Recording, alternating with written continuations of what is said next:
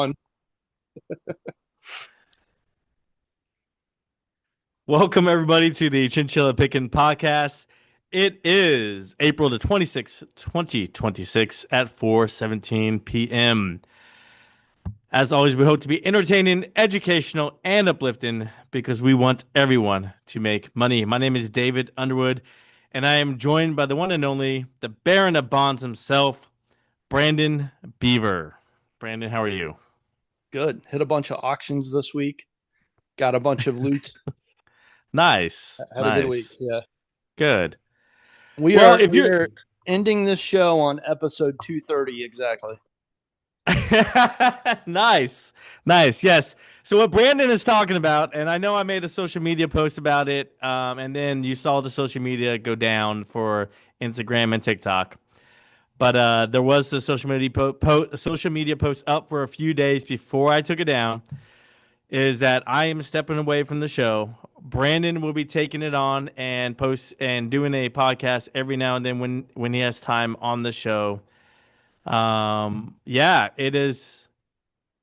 This came up all of a sudden. All the things have been going on in life and in general, and it's been a fabulous 5 years. Is it, Brandon? 5 years we've been doing Yeah, this. 5 years.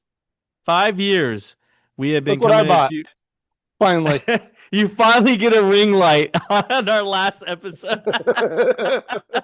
That's hilarious. Finally gets a ring light for the last episode. Hey, look, you can see your face now, though. Oh, now I Yeah. can't. Now I can. Um, yeah, yeah. I'll be walking away. Brandon will be still hosting from time to time, still putting out content. Maybe I'll come back every now and then, be a guest. It'll be we'll see how the everything that goes. I'm still mentoring and helping people one on one. So if you are already some of the individuals I help one on one, don't worry, I'm still there for you.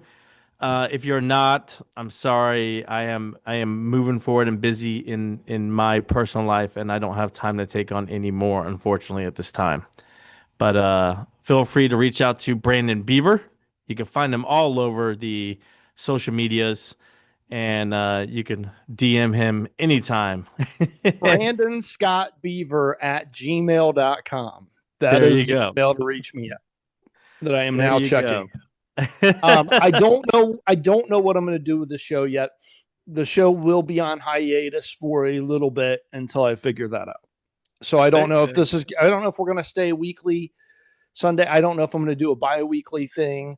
This show has been very research intensive, and I mean, literally, like I spend my entire day Sunday doing it, and it's been incredibly rewarding. Don't get me wrong, Oh yeah, it's but been oh dude, the I think you and I have gotten more out of this show than anybody who's listened. yeah, I mean, we have probably months worth of content if you were to start watching it and then never stop until the very end. I Yeah, would think you'd maybe go 6 months of content. So it's very hard for feels me that to way. let go of that. So I have to do something with it and I have to continue it somehow, but I don't know yet where we're going. Yeah. It's been a blast, man. I would say right now, if we were up in front of a crowd of people, you and I right now, and people would just start yelling out companies, I guarantee one of us has researched it within the past 5 years for the show. Just random stock companies be like, yeah, I cover that one. I got that. Or Brandon said, but yeah, I got that one. I mean, we have covered oh, hundreds of companies. I guarantee you, hundreds, if not, over 1,000 companies on the show. Many of which I had never even heard of until we Oh, did the episodes. yeah, and you know what's funny is that we've researched and found all these random things, and there's still so many more out there that we have not, and that just goes to show you the depth of the financial markets. That there's just so much out there, and so much information, and so many things happening that you don't have to focus on the major headlines that you see across the TV. There's so many other areas of the markets that you can find a little corner for you. Yep. You know. All right, so this last episode, I was telling Brandon, we want to. I guess I wanted to. I guess we'll just be honest. Last episode, let's just be honest as can be. I was looking forward to doing a whole episode of final thoughts.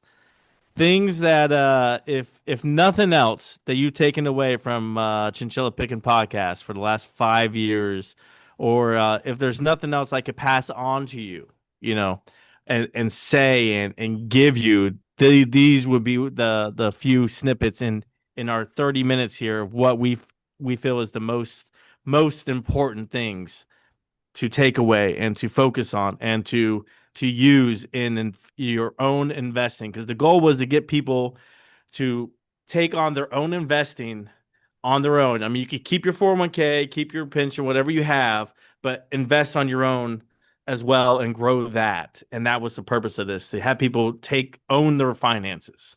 Yeah. Brandon, looks like you have something ready to say, so go right ahead. What are we going to do with the website? It's staying up for now.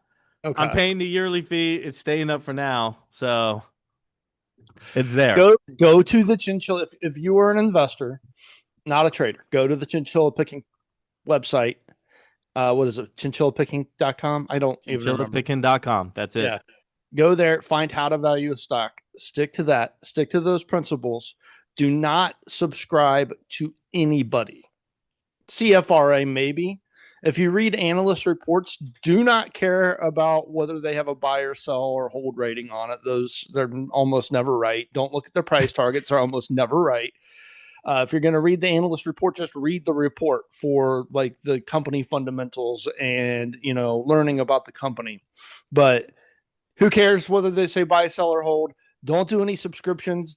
90% of them are full of crap, and just stick to those points. That's it.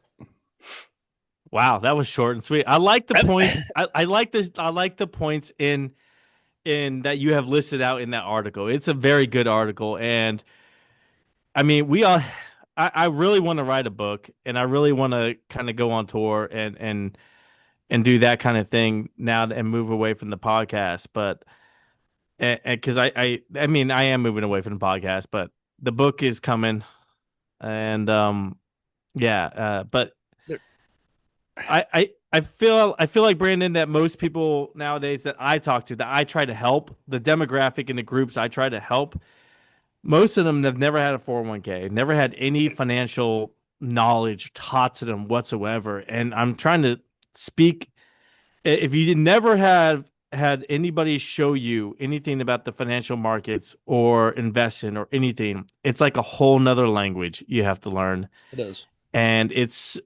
the skill I developed over all these years of helping people is taking this language and making it understandable to everyday people. Yeah. Well, once you learn it, really the biggest difficulty is because like learning the language and stuff like that, that's just like, about how many times are you going to apply it. After the third, fourth, fifth, sixth time, eventually you just start to remember everything and it becomes instinct. The real difficult part is managing your confidence in yourself and managing your discipline. That's the real difficult part. And then, because then once things go, if things start to go against you, which they have against me multiple times, even on stocks that I'm now like, up 5-6 times my money on. And if I would have sold those for a loss when they were going against me, I'd be missing out on that, So learning to stick to your principles, learning to read the not the analyst reports, but the quarterly reports and the yearly reports, which are the yearly reports matter more than the quarterly reports, but learning to, read those and then figure out, okay, if you're going to sell a stock, is it because something in the story of the stock changed and now you realize you were wrong? Or is it just because the market's moving against it? And you have to manage fear, right? You have to manage fear and anxiety and all that. That's the difficult part. Once you get that down, everything's gravy. Everything's so much easier once you get that down. Yeah. Yeah. The fear, the anxiety, it was, as I've always called it, chasing the dragon. Right. Something gaps up, you just want to go ahead and buy it as well. I'm like, you already missed it, buddy. Don't chase that dragon. Yeah. The discipline is key. I agree 100% with the discipline. If you don't have discipline and you're constantly chasing dragons or constantly looking after the next thing, this thing, that thing, and you're not willing to be steady in something, and you find something that works and you stick with it, and that's what you do, and that's what will pay out over time. I mean, in my book, there 99% of people do not get rich quick. They do not They don't. in the markets. It's a grind. It's a slow grind from zero, which is where a lot of people start. I know some people are like, I got 10,000. When you talk about starting at zero, I'm like, well, not everyone has 10, 20, 100,000. Some people start at zero. And Yeah. that grind from zero to 100,000 takes the longest. I started at $600. Right? See, I mean, it's a grind. I started at negative, and and, you know what I mean. The 0 to 100 is what takes the longest. But you didn't have negative in your brokerage. You were just in debt at the time because of A lot of debt. Yeah. It was a divorce, and I say it put me negative. Brandon, I owed more money than what I was worth. I had 9 pieces of furniture. I had a beat up Kia Rio, and I had a hope and dream, and I was working 3 jobs while trying to pick up my daughter from school every day, five Okay, days so a week. that's something else you had taught me because I didn't even know that car existed until I met you. I was like, "What's a Kia Rio?" You remember when my door broke and I had to hop over Yeah, the seat? yeah. I just assumed you were driving a Pinto at the time for some reason. It's like, what is this car? That was my poor period, and You were I driving was the Asian broke. version of the Yugo. Yeah, I was broke. I had 50-cent bread from loaves of bread from Kroger. I had the boxes of cornflakes that were just all white and just said cornflakes on it. Bar none hot dogs and bar none bologna. Oh, We still, yeah, I don't do the bar none. I cannot. We'll still do the 50 cent loaves sometimes, and yeah, you get every deal we can. But that, oh my god, we tried the cheap bologna and cheap hot dogs. Oh no, yeah. It's God, it's not I can't good. even be. No, I can't. I'm not even. No, like even if I was poor, I would just starve. I remember one Halloween. It was one of the first Halloweens after I got divorced. We were out trick or treating, and we went back after trick or treating with Layla's friends, and one of the parents was having a grill out of hot dogs. I know I told you this story before, and I at the grill out of hot dogs, I was sitting there and I had like 4 of them in a row, and the dad's like, and this guy was a guy I knew, and he's like, you need a few hot dogs there, huh? And I looked at him, I said, I haven't ate any food at all in 2 days. And the guy was such a kind-hearted guy. He just went in his wallet immediately, pulled out $20 and gave it to me and said, "Go buy food." And I was like, "Thank you." And it's people like that, it's people like that that make a difference in other people's lives, you know? Yeah, And that's what we've tried to do with this show is like, all right, look, be disciplined, have an approach, do something. $20 a paycheck is better than nothing. yeah. Because I'll tell you, here's another story to prove what I'm saying is right, and it will change your life. And you're like, how is $20 a paycheck going to change my life? Here's why. Compounding interest when you're investing it. That's how it changes your life. Yeah, for the first 3 years, if all you're doing is $20 a paycheck, you're not going to see much. Yeah, I'll just be honest, you won't. But if you keep doing it over time, on top of your 401k, on top of everything else, it's going to grow, and you're going to be like, wow, look how much I got in there. I had a gentleman who only could do a few bucks a paycheck, right? That you was know all. what's. Yeah, go Go ahead. ahead. You tell your story. I got something to. But you tell your story first. Yeah, Sorry. he could only do a few bucks a paycheck, but he did it, and he saved it up, right?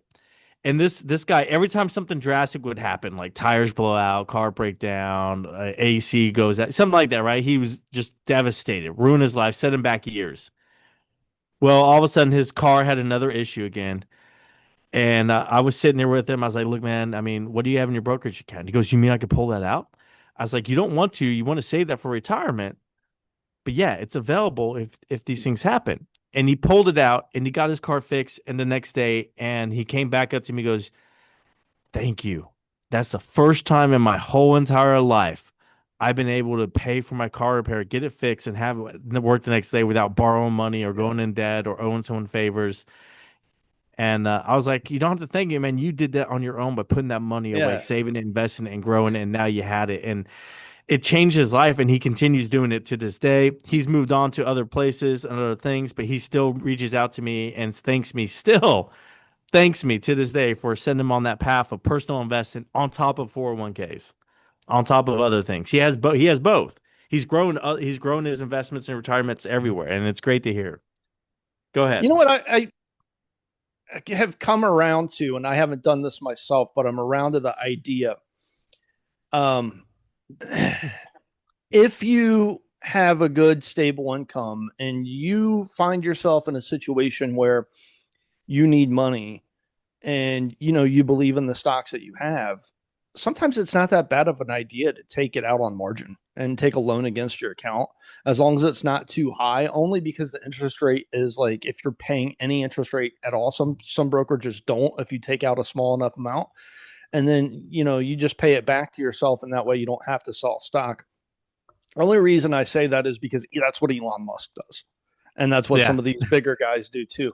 But I mean, you don't want to take out so much that, you're looking at margin calls or anything like that. So you do have to be careful with it. But if you get 5 to 10% of your money or something like that, I would say definitely less than 10%. Sometimes that's not that bad of an idea. But going back to what you were saying, it's funny because I met Lindsay over a decade ago. And I remember talking to her, and then I'm, like, I was talking to her about a stock. I can't remember which one it was. And I was just stoked that I'd made like $200 on it, something like that. Nice. And I was like, it's like at that time, it was like maybe 10% of my investment. And she was like, that's it? $200? I was like, give me 10 years. Give me 10. And now we're past that 10-year part. And before, when I used to put money in the brokerage account, she used to kind of like fight me on it. Not all the time, but sometimes she would. Like, oh, it should go into savings. And we just had a situation where we're getting some extra money that we didn't expect. And she was like, why don't you invest it? Because now she sees, Nice. like, because the compounding interest, because, the more money you have in your account, the more the percentages, 20% now is way different than it was more than 10 years ago when I first met her. And so now she's starting to see where I was coming from, Yeah. But it is, It's a huge compounding interest yeah. is the most important part. That is your gainer. Yeah, and if you can set it to where most of it's automated for you, then that's the best way to do it. Is I've always taught people, like, if you have a steady job and you want so much out of it every single paycheck, set up direct deposit. Most brokerage accounts, you can set up direct deposit directly to it from your paycheck, so it never has to go into your bank. It just goes directly to that brokerage, and then you could just set it up to automatically invest for you, and then it's on auto. Yeah. And that's a fabulous way to do it. If you're one of those people that you can't trust yourself with money, just do that, and then you Yep. can set it all up to auto and take care of itself. And you just tell yourself, I don't touch the money that's in that brokerage account. Right. I know people who have done that, and they've done very, very well. I got a 19-year-old kid right now who started investing when he was 18, and I've told this story on the show. He's been putting all his money in dividends, not monthly dividend, not weekly dividends, but quarterly dividend companies like Ark and Ben and Mo and Verizon, things like that. Good, solid companies that are going to be pretty. The stock price is not going to move too much, and it's going to pay a nice quarterly dividend. And he's been doing that, and he's taking his dividends each month, and he's putting in and buying long-term investments. Right now, he's buying Costco, and I said that's a good one. I mean, to hold long term. I don't see Costco going anywhere anytime soon. He was thinking of other ones, but I was like, that's just as good as the other ones you mentioned. And he thanks me every week. He's like, thank you so much. Just I see these monthly dividends grow each month. He says. Yeah. Each month it's going up, and he just says thank you all the time Love it. because he sees, if he runs the math out 2-3 years out, he's like, I've replaced my paycheck in 2 years. Yep. And then he goes, I don't, Amazing. I might keep working for now. You're young. Yeah. You might as well for a few more years. Well, I'm on track to retire at 59.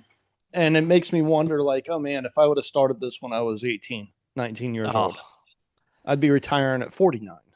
dude, if And I if I if I was doing what this kid was doing at 19, I would be retired by 25. He will be retired by 25 because he is doing everything I tell him to do.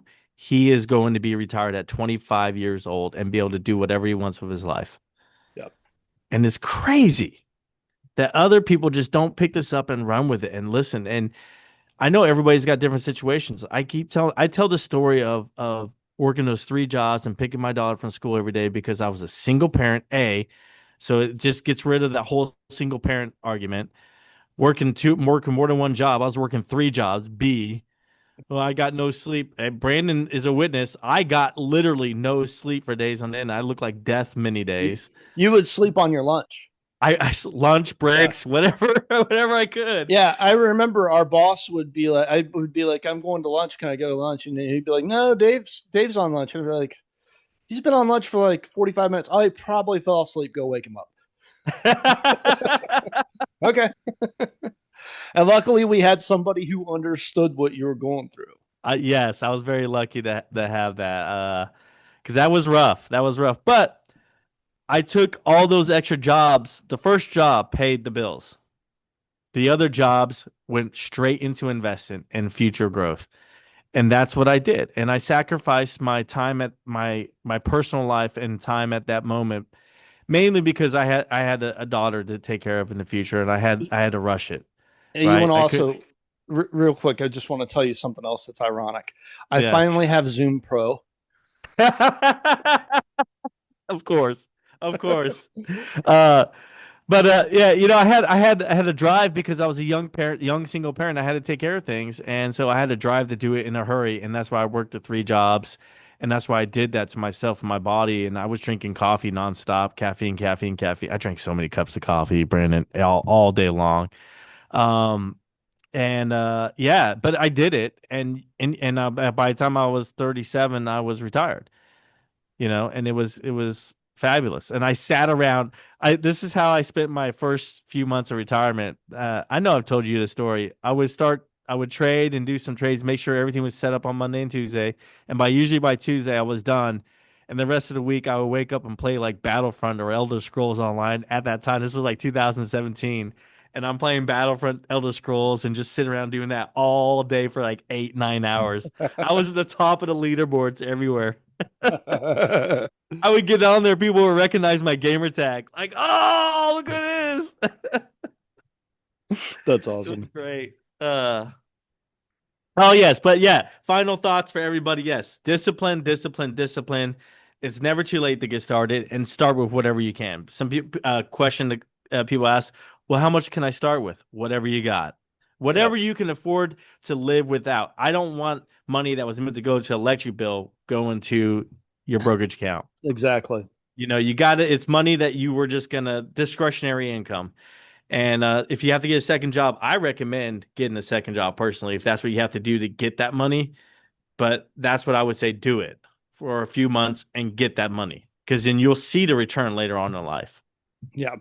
I just watched a video, and it was like an hour and a half worth of traders, those people who claim to be professional, the YouTube traders, losing all their money, which is unfortunate and it's sad. But you're watching these people and they're live streaming, and they're like, oh, they're drawing all their weird, goofy lines on the chart and stuff, and their astrology charts. Yeah, and you could It's the just same tell. thing. Yeah, Yeah, you could just tell that they, first of all, they risked way too much money, expecting yeah. to get rich overnight, and people losing like 150, $200,000 in just seconds, and Ooh. them having meltdowns on camera because they put their life savings into it. It's everything they had.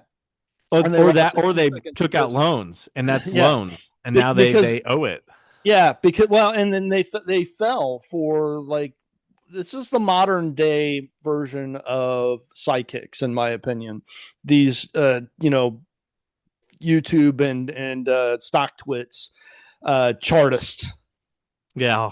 reading the stars and stuff, and they fell for that because you get lucky, and then you get a big win, and then you think that it was skill, and you don't recognize that it was luck, and then you recognize that it was luck when you lose everything that you made and then some. Yeah. So, don't worry about drawing your goofy lines. Just invest in the 13, 14 points that I put on the Chinchilla Picking website, or listen to Dave if you're day trading. It's really not that different. Yeah. People make it look like it's a scientific thing. They got 4 monitors on their computer. Really, you just need a laptop or a phone, and that's it. 90% That's of the my time, first red Brandon. flag. Yeah, 90% of the time is on my phone. I need Yeah. my laptop for some more in-depth charts when I'm doing real research, but 90% of it's on my phone. Yeah. I don't need 4 monitors up. No, you I'm not don't need working that. at Goldman Sachs. No. That's my red flag when somebody's streaming. And I'm like, this person sucks. Because they're trying to make it look a lot better than what it is. And look Yeah. at all this money I wasted on this setup that I don't really need. Right? Yeah, and I guarantee you our returns would outpace theirs if we did a challenge. We've I put know. that challenge out to multiple other investment people and said, "Hey, we'll challenge you 3 Money months." Vikings. Yeah, and others. And Our so friends. it's like, come on, man. I mean, we'll do it. We'll win, and we're that confident in because we're not just like throwing it on a penny stock and hoping it goes up to $1. Like Yeah. that's not how we roll. And I don't know, man. I don't know. It's crazy the things that are out there. Yeah, be careful of those guys. Be careful of the guys that are on there. Yeah, hey, look at this. This went up, and if you would have listened to me, you could have made money. How do I know you could have made money? I don't know Right. that you know. I Yeah. don't know that you called that ahead of time. Because I tell you what, our podcast, we say a date and time at the beginning of every podcast, and it is as time stamped on it. Like that we called that ahead of time because it's time stamped. We Yeah. got proof. I have no idea that you said, yo, I would have called it. No, you wouldn't have. Yeah, just for laughs during COVID, when I had nothing better to do, I would jump on Stock Twits and even TD Ameritrade back then is what I had, and in the chat rooms on there, and then watch people talk about, oh yeah, follow me into this trade and blah blah blah, and of course they would brag when the trade would go right, they would go completely silent because I'd be Yeah. watching the stocks that they're trading. Just I would not following them into anything, but I would just watch to see what they were doing, and half the time it would go the wrong direction and they just go silent. They would either leave the chat or they would change it to a different stock and not tell you anything about the stock that was going wrong. Yeah. All right. I don't want to sit here and badmouth all these guys. I mean, they're trying to make a buck, but I feel like they're just scammers. But Yeah. I want to focus on positive. Let's I don't focus a even little. want people. Don't even invest. Like, I wouldn't even put your money into Zacks. I wouldn't put your money into CNBC Pro. There's no reason to anymore. There's not. The one thing I would tell people to do is maybe pay for a pro version of artificial intelligence and help you with your research. That's it. Yeah. I actually like that. Yeah.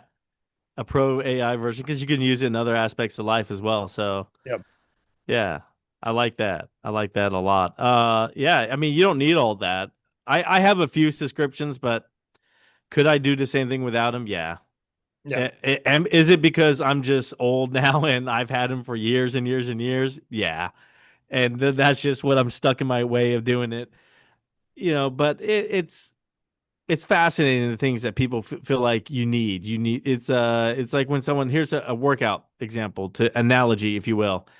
Someone believes that in order to start working out, well, I need new outfits and I need to start working out on my own first before I go to the gym. I'm like, you don't need new shoes, you don't need new outfits, you don't need to start working on your own. You need to just get started. Yep. That's all you need to do. And it's the same thing with investing. You don't need new monitors or new this or this subscription. You just start. Put some money in and start making it recurring and continue to put money in and put it away and invest and you'll grow and you'll make money. If you're smart with it and you take your time and you have the discipline not to chase every little thing, that's going to make the difference. That is what's going to make the biggest difference in my book. So, Brandon, I mean, we call this the final thoughts episode. I mean, any other last, I mean, for me, I guess it's for me, my final thoughts, not yours, because you're going to continue on with it. I mean, I covered everything. It's discipline. It's just get started. Throw whatever you can in. The Warren Buffett Way. Yeah. Read the book, The Warren Buffett Way by Robert Hagstrom. I always recommend the third edition. There's other fourth editions now and other editions, but that book will teach you the basics and get you a good foundation for how do I invest? What do I look for investing? It's called The Warren Buffett Way by Robert Hagstrom. I'm just going to say it one more time. The Warren Buffett Way by Robert Hagstrom.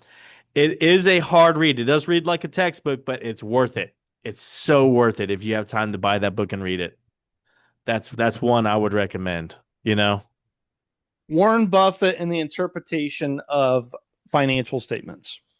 Oh, okay. I'm trying to I figure didn't out. even know that was going to be a recommendation from you. I've never read that. This is outside of the Warren Buffett way. This is the second most important book I've ever read. I'm trying to remember at this point in time who freaking wrote the book. I think it was Mary Buffett. I think it was like Oh, his okay. sister or something. Of course, my phone is not cooperating right now. Give me just 1 second. I'll have it for you. You're good. I mean, Warren some people, Buffett, here it is. Warren Buffett and the interpretation of financial statements by Mary Buffett and David Clark. Yes. and David, I like David Clark. Yeah. All I don't right. know anything about him other than the book. Yeah, he's written a few books. Okay. Yeah. All right. Yeah, I mean, those are some things to get you started. You got to learn about what you want to get involved in, and if nothing else, open an account like Robinhood, Fidelity. What's another good one? Webull might be a good one. Open an account, start putting money in, and while you have money starting to trickle in there, that's when you start reading. You Mm-hmm. know, read the books, do some research, learn about things. You can listen to podcasts, you can listen to other analysts, you can listen to things like that. Take what they say and don't take it as this is a fact and this is the holy grail of how to do things. This is just one person's opinion, and maybe it worked for them. But take it and then say, okay, how could I apply this in my life? Or does it even apply in my life, in my situation? Can I use the way they do it in my life? I mean, and that's what you have to look at. Don't just take what everyone says as this is gospel, this is the truth, this is the only way. It's like, yeah, is it? Yeah, no, I've came across people like that, and actually, some very successful people Right? that they think that but day trading is the best way, or investing is the best way. There's only one way to do it, according to them, and that's not true. Now, if there was only one way to do it, there would be only one type of person being successful at it. Right. And there are dozens and dozens and dozens of types of individuals who are successful at it. Yep. Find what works for you and stick to it. Don't go off the rails on it. Don't try to reinvent things. Use things that already work and just follow it, Mm-hmm. I hate that when there people are like, what's the example I use? I use the Starbucks drink example, right? I started off 20 years ago just trying to get base hits over and over and over again, lots of base hits, right? People always come in try to get grand slams, or they come in and they want to do the Starbucks double whip extra cream frappuccino trade instead of I come in and I say I'll take black coffee. I'll come in, I'll do a buy. All right, it's gone up. All right, now I'll sell. Other people come in, they're like, well, I'm going to do a eagle spread, double shoulders, option play, and I want to make sure I do a buy and a sell at this time, and then a margin over here when it hits this mark. And I'm like, you are overcomplicating this, guys. Overcomplicating it. If you think it's going to go up, buy it. You know? And Brandon actually chewed me out recently in text message, right? I bought NVIDIA when we said buy it, which was great. By the way, if you did that on our last podcast, which we released 3 weeks ago, congratulations, you made a good amount of money. It was at like 156 when we were saying buy. But I also did an option, and Brandon's like, why didn't you just buy it? And I'm like, I did buy it, Brandon, but I wanted to double dip because I was greedy. Luckily, it finally moved for me, and it did move up Yeah. to the mark. I hit it, and my option paid off very, very well. But yeah, It's just so difficult to sometimes you got to predict. stick to the basics. Yeah, because it's just so difficult to predict the short-term movements based on geopolitical issues. Yeah, You don't know what Iran's going to do tomorrow or Trump's going to do tomorrow. yeah. You can tell the stock's undervalued, so you buy it. But maybe for a lot of people, I would guess, like either if you're going to buy an option, go way out with it at that point in time, or just buy the stock and don't buy the option at all. Because Yeah, just buy the stock. yeah, The only time an option was really extremely profitable for me, like The reason why you buy options is because you can make way more profit than if you bought the stock. That's Yep. the reason and why you do it. The only time it was extremely more profitable for me than actually buying it was oil.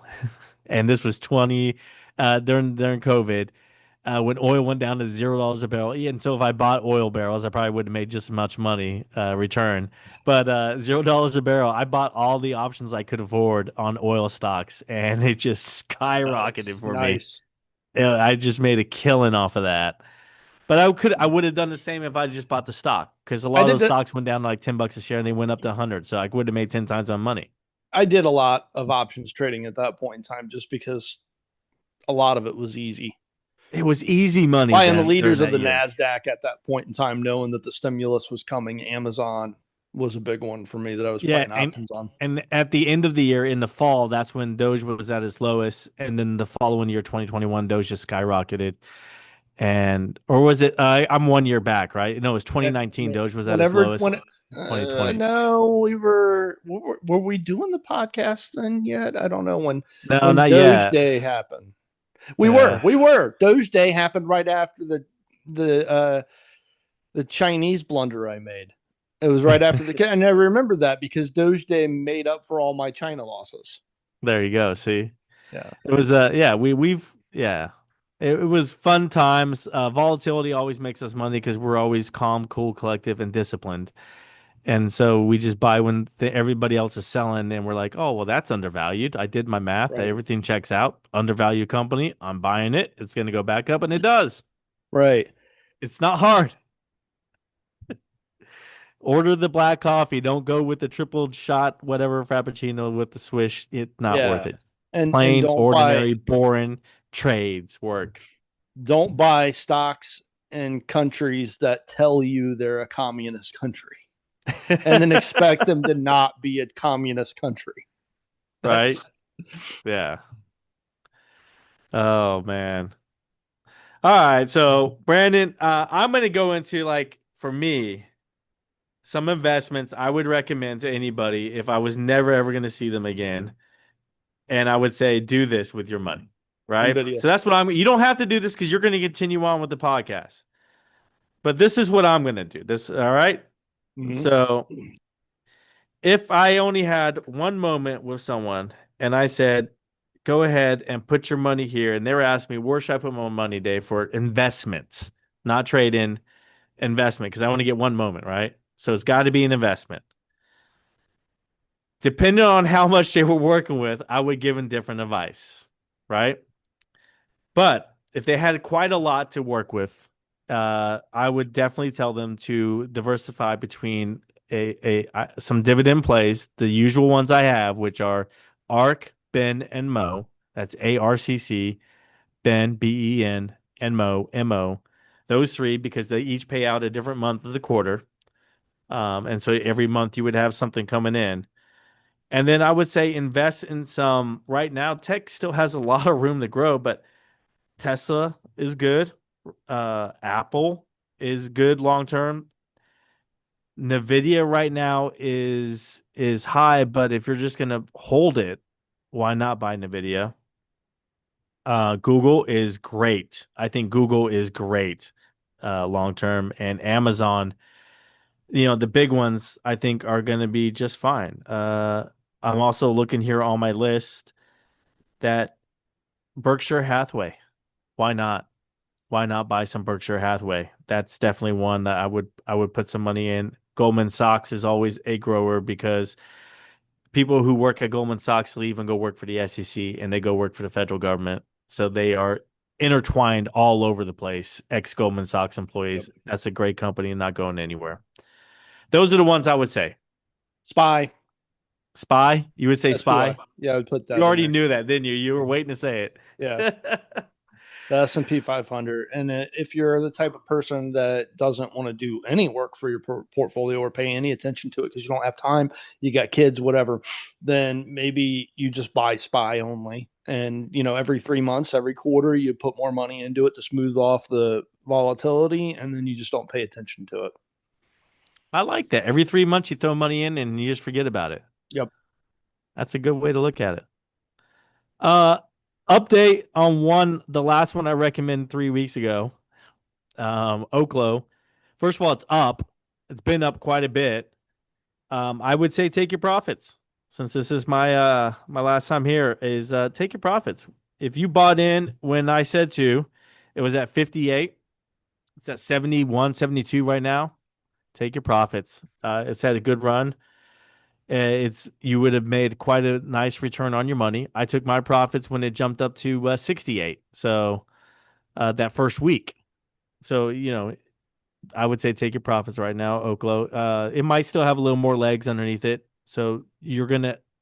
And I always find, Brandon, after I sell, it goes up a little bit more.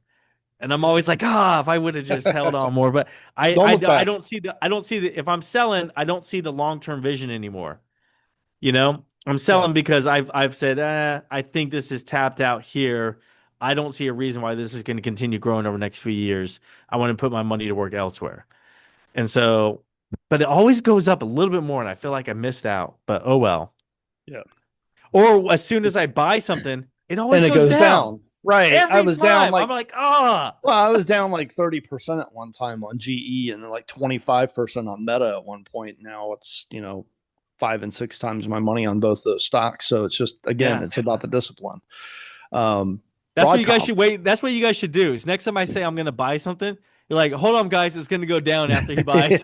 Well, you know what? I got like Broadcom was one of the stocks that did not do that. I think it was the last episode 2 or 3 weeks ago when we did our last show. I called Broadcom a buy-in. I'm up 30%.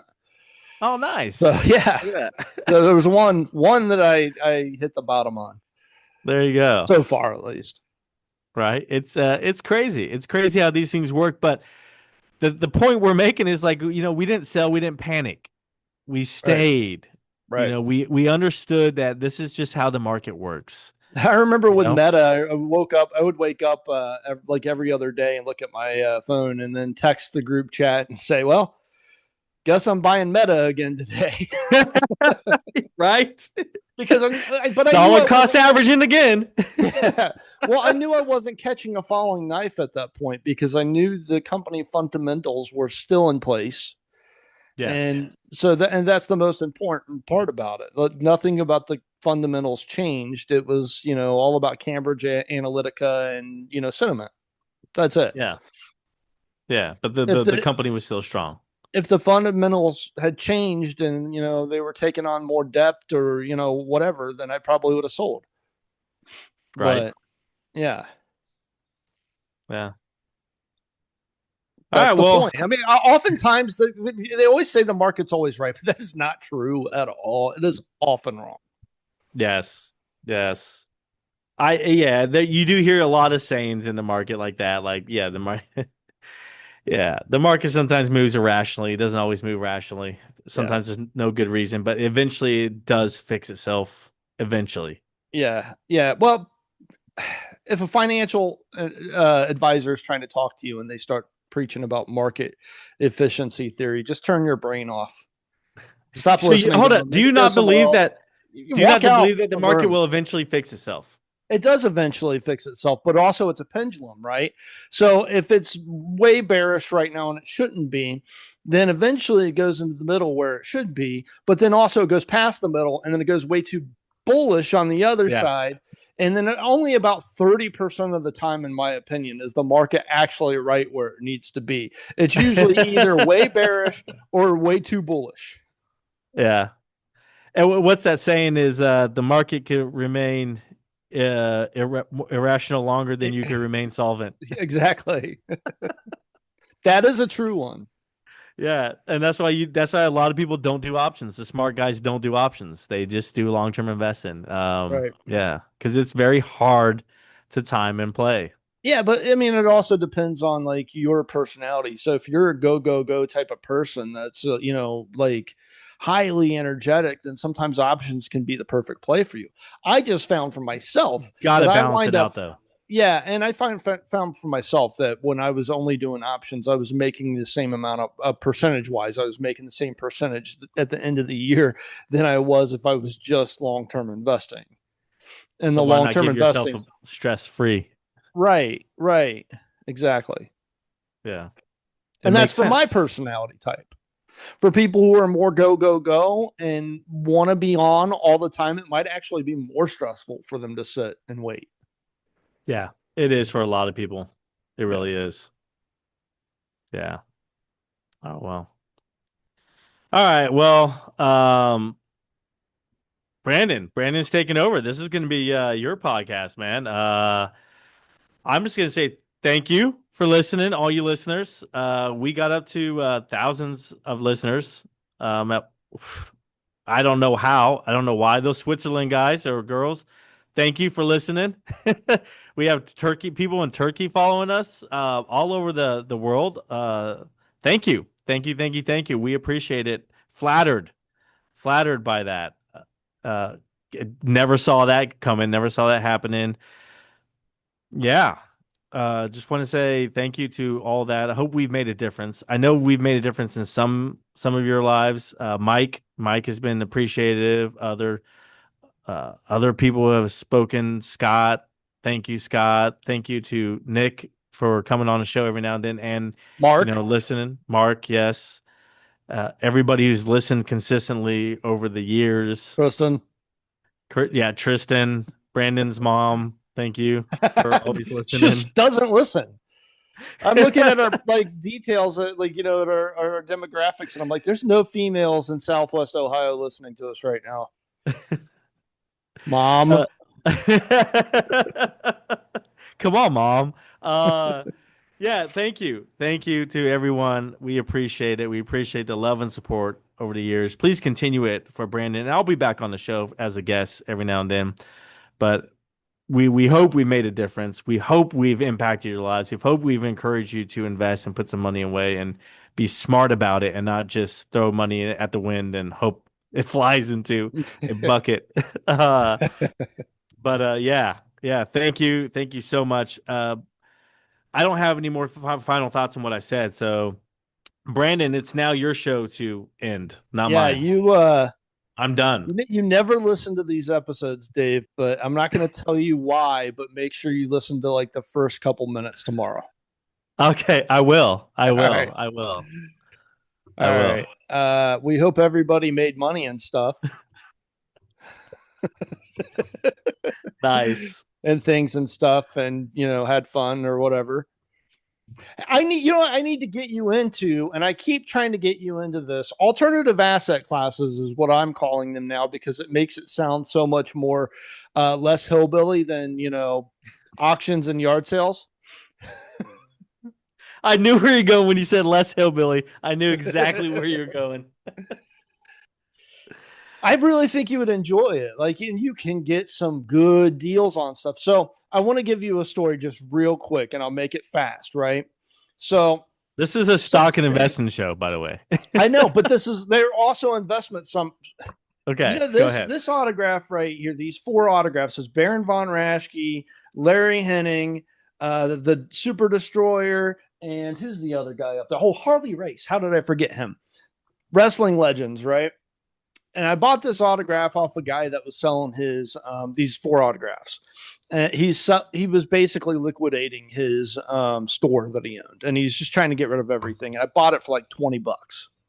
And I was doing some research on it the other day, and it's a $350 item because of the autographs that are on, which is wild. Now, if I went and got this authenticated, I trust this guy because he sold me a bunch of other authenticated autographs. And these four guys actually did a signature at his store like 15 years ago, 20 years ago or something when they were all still alive. But I was also at an auction Saturday, and this beat up burger beer sign that I have exactly the same one in my closet that I bought for $50 like 10 years ago, and it went for 450 at auction. Nice. I was like, oh my goodness. So, Dave, come with me sometime. Maybe one time. Okay. I'll do at least one time with you. And then you need to text me your book collection because Lindsay was curious about it and I couldn't remember what you had. Yes, lots of old books. Yeah. All right, Brandon. All right. It's your show. Hope you made money. Thanks. And invest in stocks and stuff. Chinchilla Picking website. Have a good night.